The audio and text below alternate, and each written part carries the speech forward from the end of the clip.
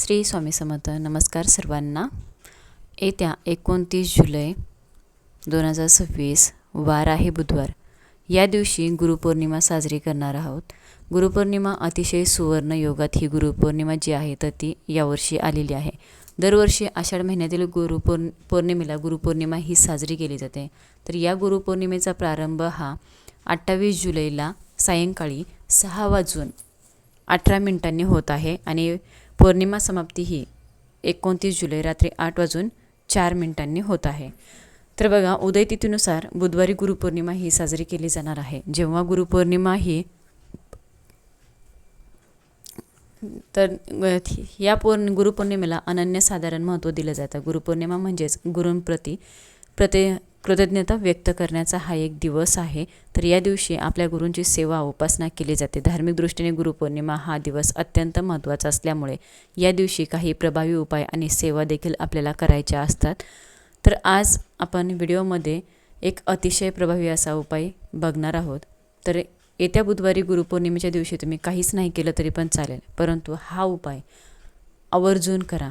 तर या झाडाला नक्की स्पर्श करा. सर्व कामात यश मिळेल, कर्जमुक्ती होईल. तुमचं कर्ज कितीही असो फिटेल. अडचणी असेल, कितीही कठीणातील कठीण इच्छा असतील तर ते स्वामी महाराज पूर्ण करतील.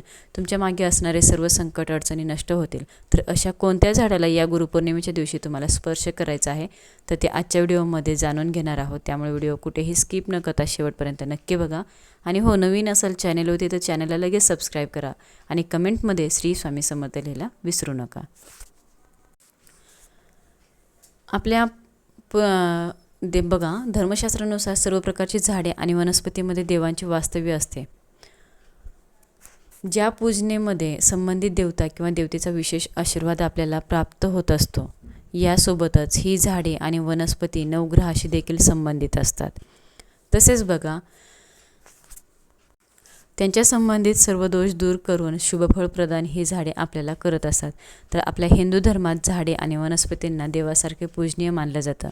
तसेच बघा, तुम्ही बघितलंच असेल की वटपौर्णिमेच्या दिवशी आपण अखंड सौभाग्य प्राप्तीसाठी वटवृक्षाची पूजा करत असतो. एकादशीच्या दिवशी आपण तुळशीची पूजा करत असतो. तर असं मानलं जातं की विविध प्रकारच्या वृक्षांमध्ये देवी देवतांचा वास असतो आणि ज्यांच्या पूजनीय व्यक्तीवर देवी कृपा होते आणि त्यांच्या सर्व मनोकामना पूर्ण होतात. ज्योतिष आणि धार्मिक दृष्टिकोनातून पूजनीय आणि उपयुक्त मानल्या जाणाऱ्या ज्या पवित्र अशा वृक्षाबद्दलची मी तुम्हाला आज व्हिडिओमध्ये माहिती सांगणार आहे. जर तुम्हाला कोणत्याही कामामध्ये यश मिळत नसेल, कोणतीही गोष्ट तुमच्या मनासारखी घडत नसेल, अडचणी येत असतील, सतत तुम्हाला अपयशाचा सामना करावा लागत असेल किंवा तुमच्यामध्ये सतत संकट अडचणी येत असतील, तर तुम्हाला दिवसेंदिवस अडचणींना सामोरे जावं लागत असेल किंवा तुमच्या मनामध्ये एखादी गोष्ट आहे किंवा एखादी इच्छा आहे ती पूर्ण करण्यासाठी तुम्ही भरपूर प्रयत्न करत आहात आणि कष्ट देखील करत आहात, परंतु तुमच्या कष्टाला आणि मेहनतीला यश मिळत नसेल, यामुळे तुमची कोणतीही इच्छा ही पूर्ण होत नसेल किंवा तुमच्या घराची भरभराट होत नसेल, घरात पैसा टिकत नसेल, मुलांची प्रगती होत नसेल, तर एखादा उद्योग व्यवसाय चालू केला असेल, तो चांगला चालत नाही किंवा तुमच्या घराला कोणी दोष लावला असेल, कोणाची नजर लागली असेल, घरामध्ये काही नकारात्मक नजरबाधा असेल, यामुळे घरात सतत वादविवाद होत असतात, क्लेश भांडणे होत असतात. तर यासारख्या सर्व समस्या ज्या आहेत तर या दूर होण्यासाठी तुम्हाला गुरुपौर्णिमेच्या दिवशी या एका झाडाला स्पर्श करायचा आहे. तर हे जे झाड आहे मी तुम्हाला सांगणार आहे, तर हे झाड शुक्र ग्रहाशी संबंधित आहे आणि या झाडाला स्पर्श केल्याने आपल्या आर्थिक अडचणी ज्या आहेत तर त्या देखील दूर होत असतात. आपल्याकडे चहूबाजूने पैसा देखील येऊ लागतो. तसेच या झाडाला स्पर्श केल्याने आपल्या कुंडलीतील जे नवग्रह आहेत तर ते सुद्धा मजबूत होत असतात. नवग्रहाचे काही अशुभ काही अशुभ परिणाम आपल्या कुंडलीवरती होत असतील तर ते देखील तुमचे दूर होतात. हा उपाय करण्यासाठी तुम्हाला बुधवारी गुरुपौर्णिमेच्या दिवशी सकाळी लवकर उठायचं आहे, स्वच्छ स्नान करायचं आहे, पिवळ्या कलरचे वस्त्र परिधान करायचे आहेत आणि आपल्या देवघरातील देवांची पूजा करायची आहे. ओंबटेला हळदी लेपन करायचं आहे, स्वामी महाराजांच्या मूर्तीवरती अभिषेक करायचा आहे, दत्त महाराजांच्या मूर्तीवरती अभिषेक करायचा आहे. मूर्ती स्वच्छ पुसून घ्यायची, फोटो असेल तर फोटो स्वच्छ पुसून घ्या. पिवळ्या कलरचे वस्त्र अर्पण करा. स्वामी महाराजांना अष्टगंध लावा, हिना अत्तर लावा, फुलं अर्पण करा. चाफ्याचं फूल भेटलं तर तुम्हाला अतिउत्तम आहे. सोनचाफ्याचं फूल अर्पण करा, हे अतिप्रिय आहे स्वामी महाराजांचं. त्यानंतरनं तुम्हाला धूपदीप ओवाळून घ्यायचं आहे.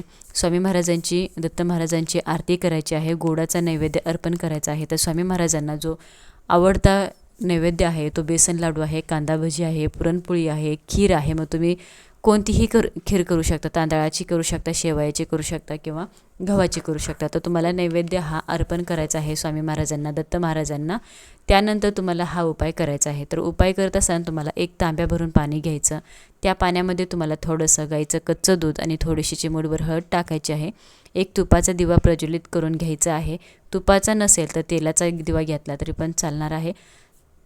तुम्हाला हळदी कुंकू आणि अक्षता घेऊन तुमच्या घराजवळ असणाऱ्या औदुंबर वृक्षाला जायचं आहे. औदुंबर वृक्षाला उंबराचे झाड देखील म्हटलं जातं. जिथे स्वामींचे मंदिर असेल किंवा दत्त महाराजांचे मंदिर असेल तर तिथे बघा तुम्हाला उंबराचं झाड हे मिळून जाईल. औदुंबर वृक्ष हे मंदिराच्या बाहेरच दिसेल, तर तिथे सुद्धा तुम्ही जाऊ शकता. फक्त या झाडावरची सावली जरी अंगावरती पडली तरी एवढे मोठे हे झाड असायला हवे. या झाडापाशी गेल्यानंतर सर्वप्रथम तिथे तुम्हाला दिवा प्रज्वलित करायचा आहे. दिवा प्रज्वलित केल्यानंतर तुम्हाला हे जल तुमच्या हाताने औदुंबराच्या वृक्षाला अर्पण करायचं आहे. जल अर्पण केल्यानंतर हळदी कुंकू अक्षता वाहून फूल अर्पण करून पूजा करायची. त्यानंतर तुम्हाला धूपदीप ओवाळून घ्यायचा आहे आणि झाडाला प्रदक्षिणा घालायच्या आहेत. प्रदक्षिणा करत असताना तुम्हाला श्री गुरुदेव दत्त, श्री गुरुदेव दत्त किंवा दिगंबरा दिगंबरा श्रीपाद वल्लभ दिगंबरा या मंत्राचा जप करायचा आहे. यानंतर तुम्हाला उजव्या हाताचा स्पर्श करून आपल्या मनातील इच्छा ही व्यक्त करायची आहे. औदुंबर वृक्षाच्या झाडाला तुम्हाला उजव्या हात स्पर्श करायचा आणि तिथे तुमची इच्छा व्यक्त करून झाल्यानंतर आपलं मस्तक त्या झाडाला टेकवायचं आहे. पुन्हा एकदा आपली इच्छा मनोकामना पूर्ण करण्यासाठी तुम्हाला स्वामींना, गुरूंना मनोभावे प्रार्थना करायची आहे. जर तुमच्या मुलांच्या संबंधित काही अडचणी असतील तर ती तुम्हाला सांगायच्या आहेत. मुलांच्या काही अडचणी असेल तर सोबत जाताना तुम्ही मुलांना पण घेऊन जावा, त्यांनाही स्पर्श करायला लावा. साक्षात स्वामी निवास, दत्त निवास असलेले हे पवित्र वृक्ष म्हणजे औदुंबर उंबराचे झाड. तर हे झाड 21 गुणांनी परिपूर्ण आहे आणि सद्गुरू माऊलींनी म्हणजेच दत्तांनी या झाडाखाली साधना केली होती आणि या औदुंबराला भूतलावरील कल्पवृक्ष असं म्हटलं जातं. कारण की प्रभू विष्णूंनी औदुंबराला आशीर्वाद दिला आहे, याला सदैव फळे येतील. तसेच पौर्णिमेला या झाडाचे पूजन जो व्यक्ती भक्तीने करील त्यांच्या सर्व मनोकामना पूर्ण होतील. तसेच या झाडाचे दर्शन केल्याने त्या व्यक्तीची उग्रता शांत होईल आणि या झाडाला प्रदक्षिणा केल्याने अपत्यप्राप्ती होऊन सर्व पापे नष्ट होतील आणि इच्छित फलप्राप्ती होईल. म्हणून गुरुपौर्णिमेच्या दिवशी जर तुम्ही काही नाही केलं तरी या झाडाखाली पूजा करून या झाडाला प्रदक्षिणा केल्यानंतर आपल्या पदरी पुण्य पडत असतं आणि हेच पुण्य आपल्याला वाईट वेळेमध्ये कामी येत असतं. त्यामुळे गुरुपौर्णिमेच्या दिवशी तुम्हाला या झाडाची पूजा केल्याने धनधान्य, संपत्ती, आरोग्य व सर्व अडचणीमधून बाहेर पडणार. तर हा एक उपाय तुम्हाला गुरुपौर्णिमेच्या दिवशी करायचा आहे. नक्कीच हा उपाय करायचा आहे. जर तुमच्या घरामध्ये सुतक असेल, तुम्हाला हा उपाय करता येणार नसेल तर काय, स्त्रियांना मासिक धर्म असेल तर त्यांनी देखील हा उपाय करू नये. इतर सर्वजण हा उपाय करू शकता. शेवटपर्यंत व्हिडिओ बघितल्याबद्दल सर्वांना धन्यवाद. श्री स्वामी समर्थ.